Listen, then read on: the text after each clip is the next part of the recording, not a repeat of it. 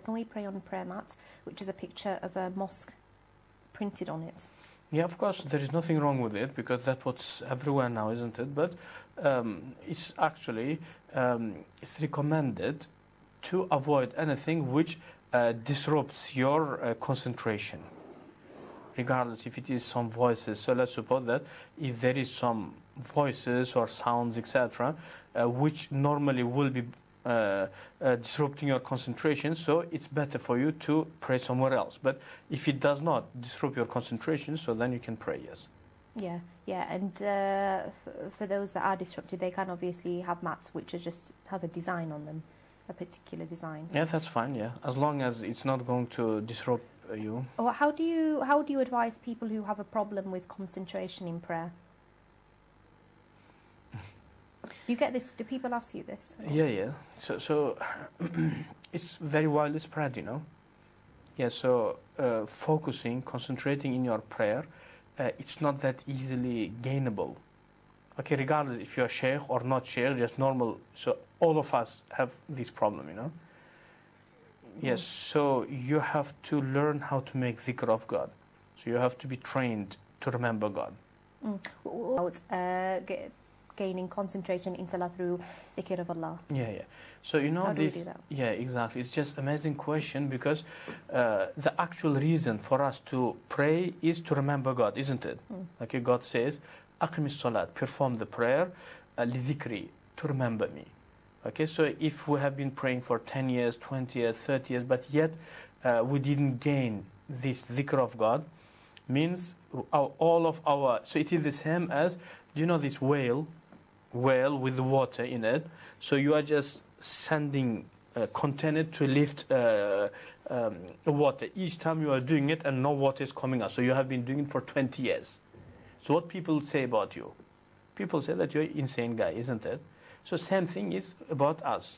Okay, so the main reason to pray is to remember God. Okay, but we're praying 20 years, for example, my age could be 60 years old, but not yet I cannot concentrate in my prayer, and I do not remember God. I do not do the remembrance of God. Means I'm doing exactly the same guy with the whale, you know. So how to do it? So, you know, dhikr, remembrance of God, it is spiritual level. For example, do you know in the martial arts, different levels? First, for example, yellow belt, then green belt, etc. And the last one is black belt, isn't it? So different levels. Okay, so that's how the dhikr, remembrance of God, is spiritual level. So as you cannot gain black belt in the martial arts without training yourself for such a long time, so you cannot gain that spiritual level without training yourself. Is it progressive? So, for instance, it's not that one day you've just gained it because you've spent years doing it, or does it just gradually come about? Exactly, but it's not. It does not come to you, but you gain it. Understand? So you train yourself. Nothing comes for free.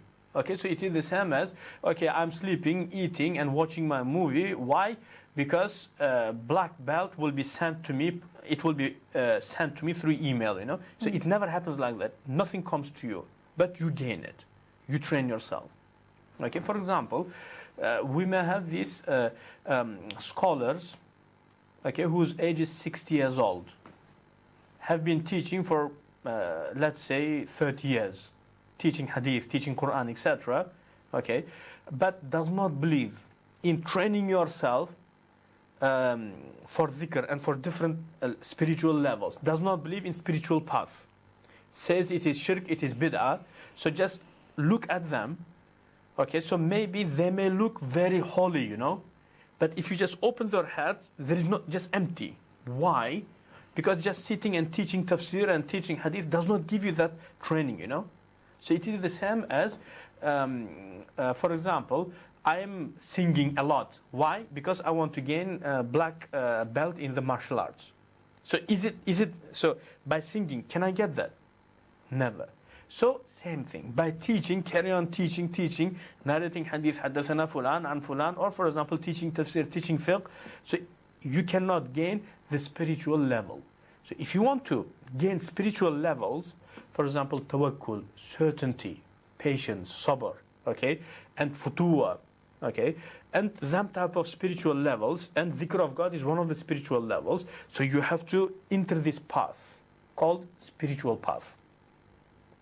So if you're not entering, okay, so it is the same as what I'm doing now. What I'm doing, I'm scratching my head, okay, because mosquito has bitten me, so I'm scratching. It never happens. So put it there and then scratch it, okay. That's how spiritual path. So if you want to gain the levels of spiritual path, enter it. Train yourself according to the correct procedures. Okay, so that's the most important thing, yes. Yeah, and the rewards are magnificent. There's huge Yes, rewards. of course. Even they say... things that you can't imagine. 100%. What you said is just exactly what reward is. This reward is not in the day of judgment, but in this life. Okay, so do you know the paradise? Okay, paradise of after the death, in comparison to the dhikr, remembrance of God, paradise is just nothing. Really? 100%. Because what is paradise? It's one of the creations of God, isn't it? But what is remembrance of God? Not comparable. You understand? That's amazing, because what you're saying is it's here on earth. It's not something that's afterwards. Exactly. You know? Yes. Well, being with God, presence of God, dhikr of God, that is just something above the imaginations. In paradise, is that being in the presence of God? Yes, 100% yes. Presence of God, but not in distance, okay, but in the dhikr and etc. Even there are some certain ahadith in which Rasulullah say that people, when they will enter paradise, as we breathe here, that how we will get addicted to the dhikr. Okay, so remembering God. So as you subconsciously or unconsciously you carry on breathing, so that's how dhikr will happen with you in paradise. Okay. Yeah.